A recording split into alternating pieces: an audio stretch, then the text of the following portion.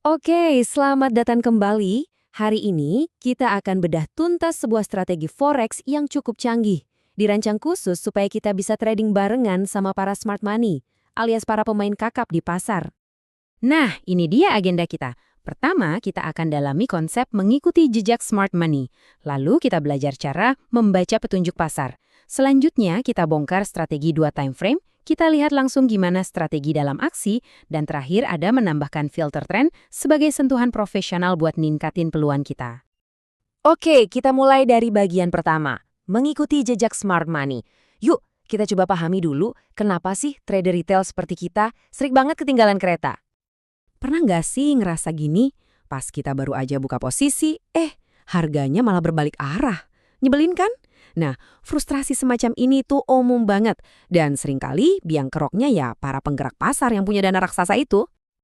Jadi, kuncinya di sini. Daripada kita capek-capek melawan arus, jauh lebih baik kalau kita belajar, membaca, dan mengikuti jejak kaki yang ditinggalkan oleh smart money ini. Pertanyaannya, gimana cara kita baca jejak kaki itu? Nah, kita masuk ke bagian kedua, membaca petunjuk pasar. Di sini ada 3 konsep inti yang bakal jadi peralatan kita buat melacak pergerakan smart money. Yang pertama namanya order block. Gampangnya, anggap aja ini sebagai titik awal dari sebuah pergerakan pasar yang dahsyat. Nah, order block yang beneran valid itu biasanya diikuti sama pergerakan harga yang kenceng banget yang kita sebut imbalance. Ini adalah tanda yang sangat jelas kalau ada institusi besar yang lagi masuk pasar. Nah, slide ini penting banget, jangan sampai ketuker ya. Ada 2 istilah kunci. Yang pertama, break of structure atau BOS. Ini artinya tren masih lanjut terus, masih kuat. Harga berhasil bikin puncak yang lebih tinggi atau lembah yang lebih rendah. Tapi lihat yang satunya, change of character atau CHOH. Ini adalah sinyal waspada. Harga gagal bikin puncak baru, malah jebol ke bawah. Nah, ini tanda awal kalau tren kemungkinan besar akan berbalik arah.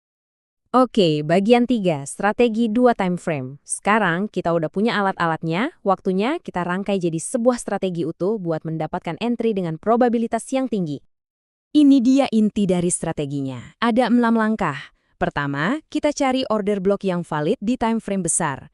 Kedua, sabar. Tungguin sampai harga balik lagi ke area itu. Ketiga, begitu harga masuk zona, kita langsung pindah ke time frame yang lebih kecil buat cari konfirmasi.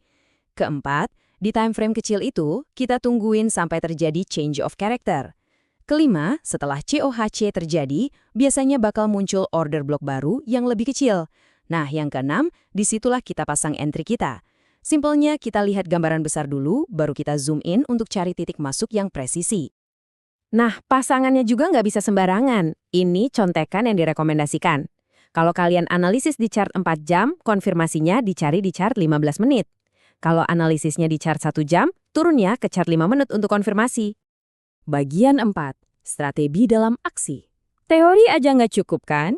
Yuk kita lihat langsung gimana strategi ini bekerja di chart beneran, lengkap dengan contoh untuk setup beli dan jual. Oke, kita lihat contoh setup beli di GBP/AUD.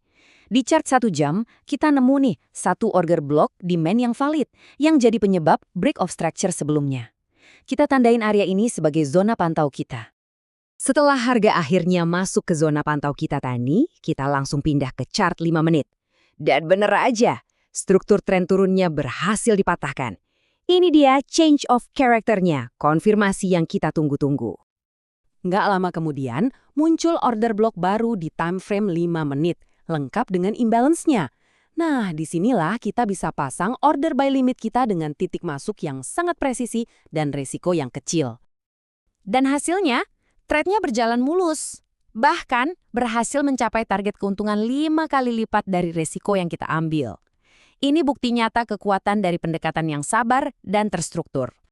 Untuk posisi jual juga sama persis, cuma logikanya dibalik.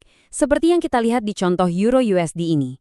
Cari zona supply di H1, tunggu CHOCH ke bawah di M5, lalu masuk di supply block M5 yang baru. Jadi, strateginya sangat fleksibel. Oke, sekarang kita masuk ke bagian terakhir, bagian kelima, menambahkan filter trend. Anggap aja ini semacam upgrade untuk strategi kita, sebuah penyempurnaan simple yang bisa bantu meningkatkan win rate dengan cara memastikan kita selalu trading searah dengan tren besar.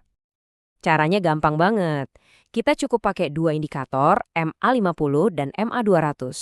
Tapi hanya di time frame besar kita. Aturannya begini, kalau MA50 ada di atas MA200, artinya pasar lagi uptrend. Jadi kita cuma fokus cari setup beli. Sebaliknya, kalau MA50 di bawah MA200, itu downtrend. Artinya kita cuma fokus cari setup jual. Simple kan? Filter sederhana ini fungsinya kayak satpam. Dia memastikan kita nggak nekat melawan tren utama yang lagi kuat-kuatnya, jadi probabilitas setup kita untuk berhasil jadi jauh lebih tinggi. Tapi sebelum kita selesai, ada satu hal yang sangat penting untuk kita ingat bersama. Punya strategi yang canggih itu penting, tapi itu bukan segalanya. Kalian sekarang punya strateginya, tapi pertanyaannya adalah, apakah kalian punya disiplin untuk menjalankannya? Karena pada akhirnya, strategi sehebat apapun hanyalah sebuah alat. Kunci kesuksesan yang sesungguhnya datang dari kesabaran untuk menunggu setup yang sempurna dan disiplin dalam mengelola risiko. Ingat, kuncinya ada pada diri kita sebagai trader, bukan hanya pada trade-nya.